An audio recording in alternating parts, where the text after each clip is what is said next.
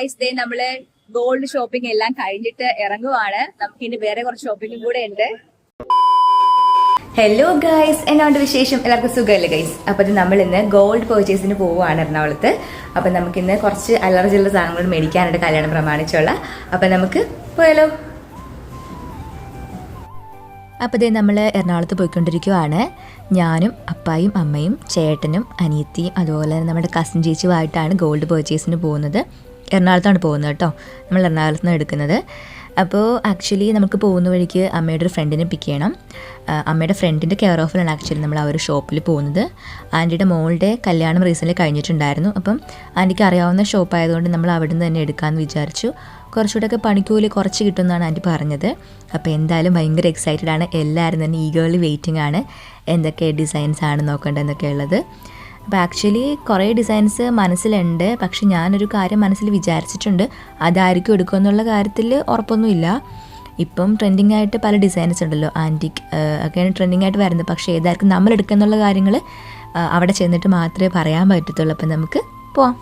നമ്മുടെ വീട്ടിലെ ആദ്യത്തെ കല്യാണമാണ്. അതുപോലെ തന്നെ നമ്മളുടെ ഫാമിലിയിൽ, ഞങ്ങളുടെ ഒരു ഫാമിലിയിലുള്ളതിൽ ഒരു കുറേ നാൾക്ക് ശേഷം നടക്കുന്നൊരു കല്യാണമാണ്. അപ്പോൾ അതുകൊണ്ട് തന്നെ എല്ലാവരും ഭയങ്കര എക്സൈറ്റഡും ഭയങ്കര ഈഗർലി വെയിറ്റിങ്ങുമാണ് കല്യാണത്തിന്. ആദ്യം നന്ദി പറയേണ്ട ദൈവത്തിനാണ് ഇങ്ങനൊരു ദിവസം നൽകിയതിന്. കാരണം പാരൻസിൻ്റെ കൂടെ ഇങ്ങനെ ഒരുമിച്ച് പോയിട്ട് ഗോൾഡൊക്കെ എടുക്കാൻ പറ്റുക എന്നുള്ളത് ഭയങ്കര ബ്ലെസ്ഡ് ആയിട്ടുള്ള കാര്യമായിട്ട് തോന്നുവാണ്. അപ്പായാണെങ്കിൽ ആലോചന നിമഗ്നനായിട്ട് ഇരിപ്പുണ്ട്. സ്വർണ്ണത്തിൻ്റെ കാര്യമൊക്കെ ആലോചിച്ചിട്ട് എത്ര റേറ്റൊക്കെ ആയതെന്ന് ആലോചിച്ചിട്ടായിരിക്കും അപ്പം അങ്ങനെ മുഖം വെച്ചിരിക്കുന്നത്. എന്തായാലും നമുക്ക് നോക്കാം, അറിയത്തില്ല എത്രയാകുമെന്നുള്ളത്. നമ്മളൊരു ബഡ്ജറ്റ് പ്ലാൻ ചെയ്തിട്ടാണ് പോകുന്നത്. ഇത്ര എടുക്കാമെന്നുള്ള ഒരു കാൽക്കുലേഷനിലാണ് പോകുന്നത്. അപ്പോൾ എത്ര എടുക്കാൻ പറ്റും എന്നുള്ള കാര്യങ്ങളൊക്കെ നമുക്ക് പർച്ചേസ് കഴിയുമ്പോഴേ പറയാൻ പറ്റത്തുള്ളൂ. ചേട്ടായാണ് കേട്ടോ വണ്ടി ഓടിക്കുന്നത്. ബാക്കിലാണെങ്കിൽ അമ്മ ഇരുന്ന് ഉറങ്ങിപ്പോയി. അതുപോലെ തന്നെ കസിൻ ചേച്ചിയുണ്ട്. പിന്നെ അപ്പാടെ അപ്പുറത്തെ തോളിൽ അനിയത്തി കിടന്ന് ഉറങ്ങുന്നുണ്ട്. എല്ലാവരും ഭയങ്കര ടയേർഡായിരുന്നു കേട്ടോ. ഏത് ഡിസൈനായിരിക്കും എടുക്കുന്നത് എന്നൊക്കെ ഞാനും ആലോചിച്ചിങ്ങനെ കൂട്ടുന്നുണ്ട്. എന്തായാലും നമുക്ക് ഈഗേർലി വെയിറ്റിംഗ് ആണ് എല്ലാവരും തന്നെ. അപ്പോൾ ഗൈസ് ദേ നമ്മൾ എടപ്പള്ളിയിലുള്ള രാജധാനി ജ്വല്ലേഴ്സിൽ നിന്നാണ് നമ്മൾ ഗോൾഡ് എടുക്കുന്നത്. അപ്പോൾ നമുക്കിന്ന് ഐശ്വര്യമായിട്ട് അകത്തോട്ട് കയറാം. വീഡിയോ എടുത്തു തരുന്നത് നമ്മുടെ ചേട്ടായിയാണ് കേട്ടോ. അപ്പോൾ ചേട്ടായിക്ക് വലിയ പരിചയമൊന്നുമില്ല വീഡിയോ എടുക്കാനായിട്ട്. അപ്പോൾ എന്തെങ്കിലും കുറവുകളുണ്ടെങ്കിൽ നിങ്ങൾ ഒന്ന് ക്ഷമിച്ചേക്കണം. അപ്പോൾ അവിടുത്തെ ചേട്ടനാണെങ്കിൽ കുറേ നെക്ലസ്സുകൾ കൊണ്ട് നമ്മുടെ ഫ്രണ്ടിൽ വെച്ചു. പല വെറൈറ്റീസ് ആയിട്ടുള്ള പല ഡിസൈൻസിലുള്ള നെക്ലസ്സുകൾ കൊണ്ടുവന്ന് വെച്ചിട്ടുണ്ട്. അപ്പം നമ്മൾ വിചാരിച്ചു ഓരോന്നായിട്ട് ട്രൈ ചെയ്ത് നോക്കാമെന്ന്.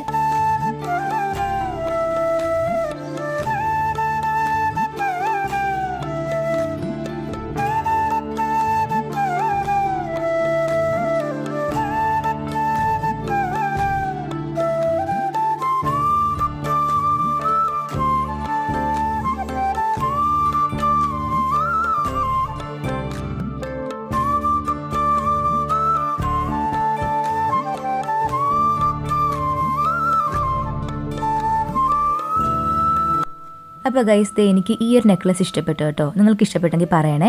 ഇത് ചെട്ടിനാട് ഡിസൈനാണ്. ഇതെനിക്ക് നന്നായിട്ട് ചേരുന്നതായിട്ട് തോന്നി.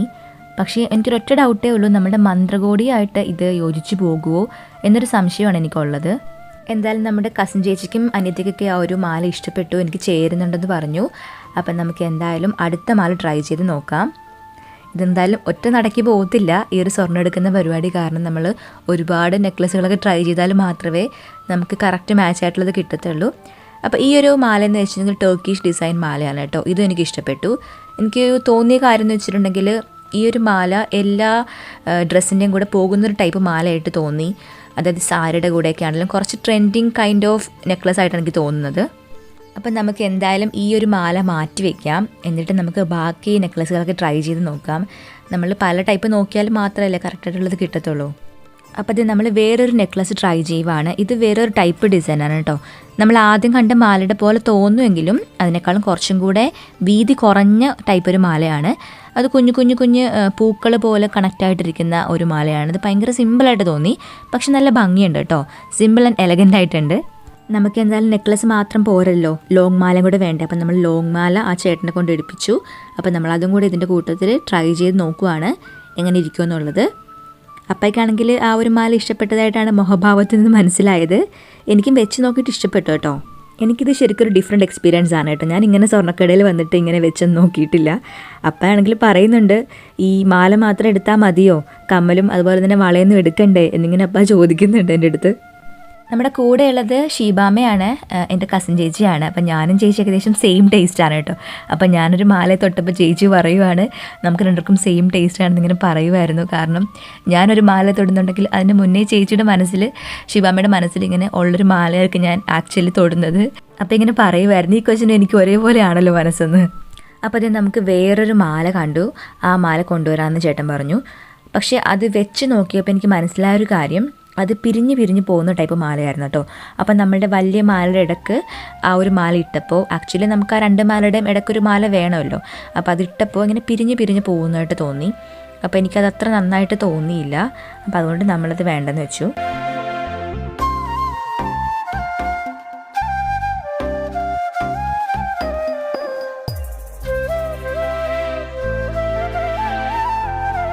അപ്പോൾ അത് നമുക്കാണെങ്കിൽ വേറൊരു മാല കൊണ്ടുവന്നു കേട്ടോ. ഈ മാല വെച്ച് നോക്കിയപ്പോൾ എനിക്ക് കുറച്ചും കൂടെ ഇഷ്ടപ്പെട്ടു. ആ ഒരു 2 മാലയുടെ ഇടയ്ക്ക് ചേർന്നായിട്ട് തോന്നി. പക്ഷേ ഇപ്പോഴും ഒരു ഡൗട്ടുള്ളത് മന്ത്രകോടിയായിട്ട് യോജിച്ച് പോകുമോ ഈ ഒരു ടൈപ്പ് മാല എന്നുള്ളതാണ്.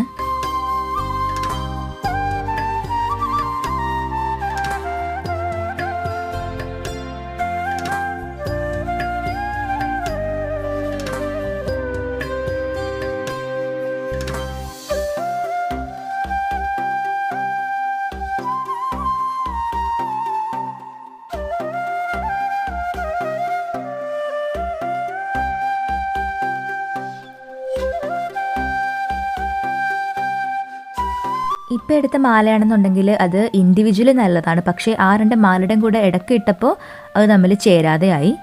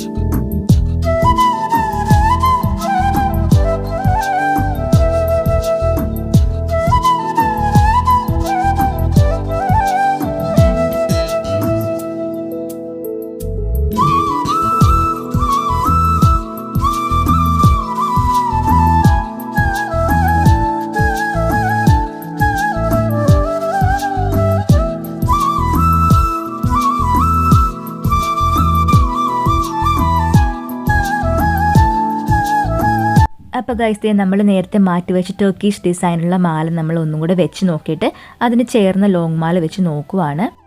ഇതിൻ്റെ രണ്ടിൻ്റെയും കോമ്പിനേഷൻ വെച്ച് നോക്കിയപ്പോൾ എനിക്ക് ഒത്തിരി ഇഷ്ടപ്പെട്ടു കേട്ടോ. ടർക്കിഷ് ഡിസൈൻസിൻ്റെ പ്രത്യേകത എന്ന് വെച്ചിട്ടുണ്ടെങ്കിൽ ആ ഒരു ഡിസൈനിൽ നമുക്ക് കല്ല് വെച്ച പോലെ തോന്നിക്കും. കാരണം അതിൽ റോഡിയം പ്ലേറ്റിംഗ് ഉള്ളതുകൊണ്ട് അങ്ങനെ തോന്നിക്കും. അതെല്ലാവർക്കും ഇഷ്ടപ്പെട്ടു കേട്ടോ. എല്ലാവരുടെ മുഖം തെളിഞ്ഞിട്ടുണ്ട്, നന്നായിട്ട് ചേരുന്നുണ്ടെന്ന് പറഞ്ഞു. അപ്പോൾ ഈ ഒരു ഡിസൈൻ്റെ പ്രത്യേകത നമുക്ക് എല്ലാ സാരിയുടെയും കൂടെ പോകും എന്നാണ് എനിക്ക് തോന്നിയത്. കാരണം ഇതൊരു കല്ല് വെച്ചതുപോലെ തോന്നിക്കും, എന്നാൽ ഗോൾഡാണ് താനും. അപ്പം നമ്മളൊരു അതിന് ചേർന്ന 3 മാല നമ്മളൊരു കോമ്പിനേഷനായിട്ട് എടുത്തിട്ടുണ്ട്. അപ്പോൾ ആ ലോങ് മാലയാണെങ്കിൽ നമ്മൾ മാറ്റിയിട്ട് അതിനെപ്പോലെ തന്നെ കുറച്ചും കൂടെ വേറെ ഡിഫറെൻ്റ് ആയിട്ടുള്ളൊരു മാല കണ്ടു. അപ്പോൾ അതും കൂടെ ട്രൈ ചെയ്ത് നോക്കാമെന്ന് വിചാരിക്കുവാണ്.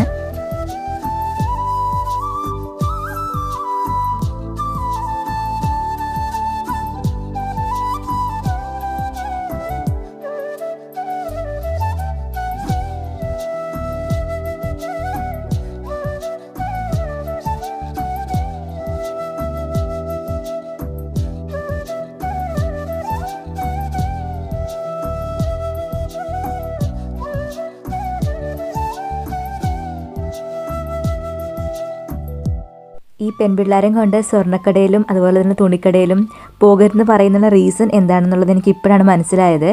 ആക്ച്വലി ഞാനങ്ങനെ സ്വർണ്ണത്തിനോട് അതി ഇഷ്ടമുള്ള ഒരാളൊന്നുമല്ല.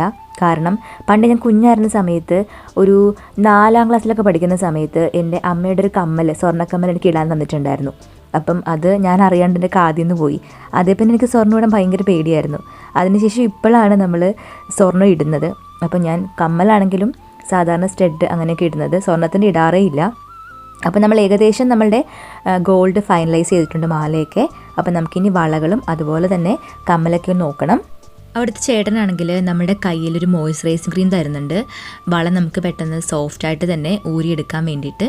അപ്പോൾ നമ്മൾ 2-3 വളകൾ ട്രൈ ചെയ്ത് നോക്കിയിട്ടുണ്ട്, നമ്മുടെ മാലയ്ക്ക് യോജിച്ച ടൈപ്പുള്ള വളകൾ. അപ്പോൾ നമ്മളിപ്പോൾ മോയ്സ്ചറൈസിങ് ക്രീം നല്ലപോലെ പുരട്ടിയിട്ട് നമ്മൾ ഓരോന്ന് ട്രൈ ചെയ്യണം.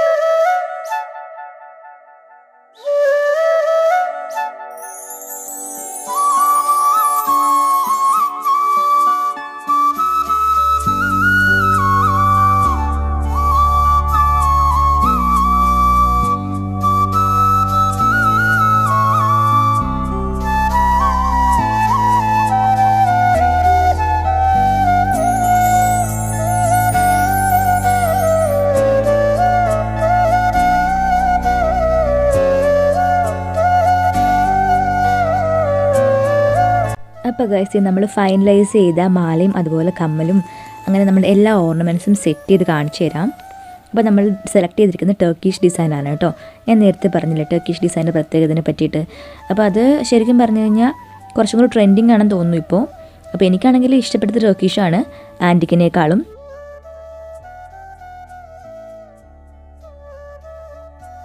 നമുക്ക് ആ മാലയുടെ ക്ലോസപ്പ് ഒന്ന് കണ്ടു നോക്കാം. ആ മാലയിലാണെങ്കിൽ ശ്രദ്ധിച്ച് നോക്കിയാൽ മനസ്സിലാവും, കണ്ടില്ലേ ഒരു വൈറ്റ് കളറിലുള്ള ഒരു കോട്ടിങ് പോലെ കാണാം. അത് റോഡിയം പ്ലേറ്റിംഗ് ആണ് കേട്ടോ. അപ്പോൾ അതുപോലെ തന്നെ ഇടയ്ക്ക് റോസ് ഗോൾഡ് പ്ലേറ്റിംഗ് പോലെ തോന്നിക്കുന്നുണ്ട്. നമ്മൾ ഡ്രസ്സ് കുറച്ചും കൂടെ ഡാർക്ക് കളർ ആയിരുന്നെങ്കിൽ ആ ഒരു ഓർണമെൻറ്റ്സ് കുറച്ചും കൂടെ എറിച്ചേനും. ഇതിപ്പോൾ ലൈറ്റ് കളർ ആയതുകൊണ്ട് അത്ര അങ്ങോട്ട് ഭംഗി വരുന്നില്ല. അപ്പോൾ ഇതാണ് നമ്മളുടെ കമ്മൽ, അതും ടർക്കിഷ് ഡിസൈൻ തന്നെയാണ്. അപ്പം നമ്മുടെ മാല നമ്മൾ 3 സെറ്റ് മാലയാണ് അറേഞ്ച് ചെയ്തേക്കുന്നത്. ഇതിൽ ലാസ്റ്റ് മാല ഈ ഒരു ലോങ് ചെയിൻ നമ്മൾ എടുത്തിട്ടില്ല ആക്ച്വലി, കാരണം നമ്മുടെ ബഡ്ജറ്റിൽ അത് ഒതുങ്ങത്തില്ലായിരുന്നു. പിന്നെ നമ്മളാണെങ്കിൽ 3 റിങ്സ് എടുത്തിട്ടുണ്ട്, 2 ഗോൾഡ് റിങ്ങും അതുപോലെ തന്നെ ഒരു ഡയമണ്ട് റിങ്ങും. വെഡ്ഡിംഗ് റിങ് ഇതിന് പുറമേ എടുക്കുന്നതാണ് കേട്ടോ. വെഡ്ഡിംഗ് റിങ് കൂടാണ്ടാണ് 3 റിങ്സ് എടുത്തേക്കുന്നത്. ഡയമണ്ട് എന്നൊക്കെ പറയുമ്പോഴാണെങ്കിലും അത്യാവശ്യം അഫോർഡബിൾ റേറ്റിൽ കിട്ടുന്നുണ്ട്. ഒരു 8,000 താഴെ വരുന്നുള്ളൂ ഡയമണ്ടൊക്കെ.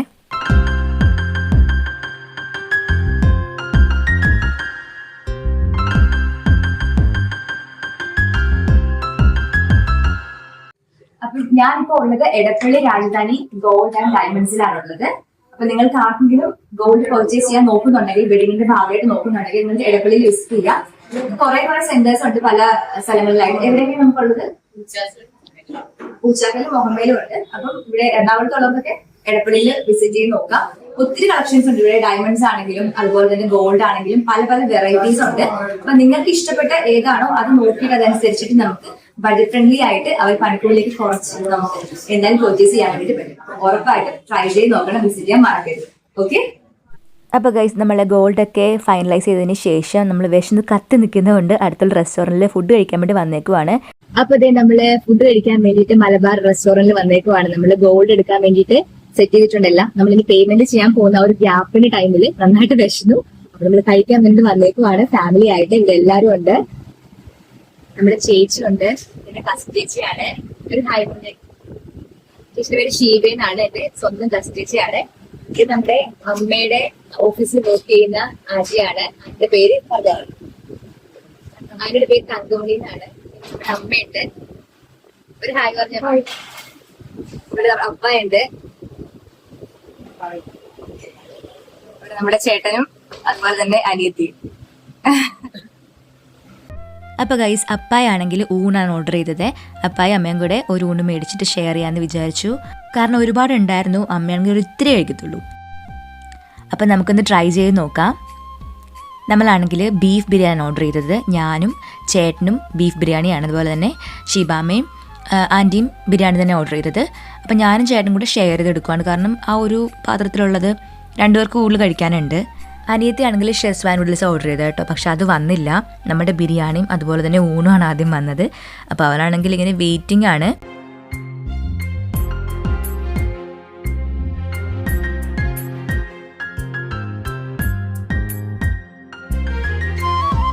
അങ്ങനെ കാത്തിരിപ്പിന് വിരാമം ഇട്ടുകൊണ്ട് അവളുടെ ഷെസ്വാൻ നൂഡിൽസ് വന്നെത്തി.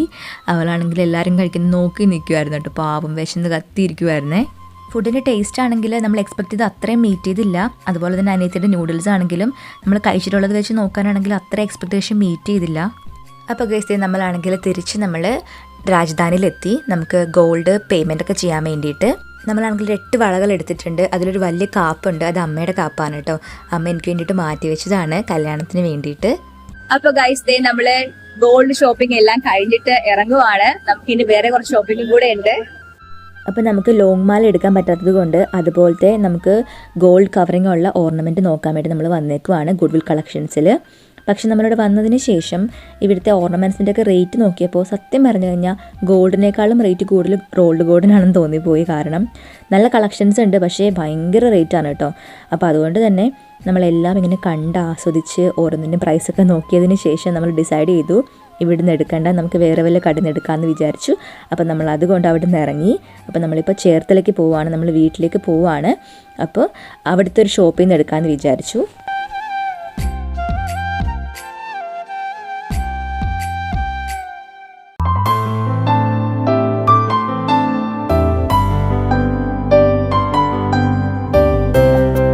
അപ്പോൾ ഗൈസ് നമ്മുടെ ഷോപ്പിംഗ് എല്ലാം കഴിഞ്ഞിട്ട് വീട്ടിലെത്തി. അപ്പൊ എല്ലാവർക്കും നമ്മുടെ കുട്ടി വ്ലോഗ് ഇഷ്ടപ്പെട്ടെന്ന് വിചാരിക്കുന്നു. ഇഷ്ടപ്പെട്ടാൽ തീർച്ചയായിട്ടും ലൈക്ക് ചെയ്യുക. അതുപോലെ തന്നെ നമ്മുടെ ചാനൽ ആരെങ്കിലും പുതുതായിട്ട് കാണുന്നുണ്ടെങ്കിൽ ഉറപ്പായിട്ട് സബ്സ്ക്രൈബ് ചെയ്യുക. അതുപോലെ തന്നെ ഫ്രണ്ട്സിനും ഫാമിലീസും റിലേറ്റീവ്സിനും ഒക്കെ ഇങ്ങനത്തെ കുട്ടി ചാനൽ എന്ന കാര്യം ഒന്ന് ഷെയർ ചെയ്ത് കൊടുത്തേക്കണം.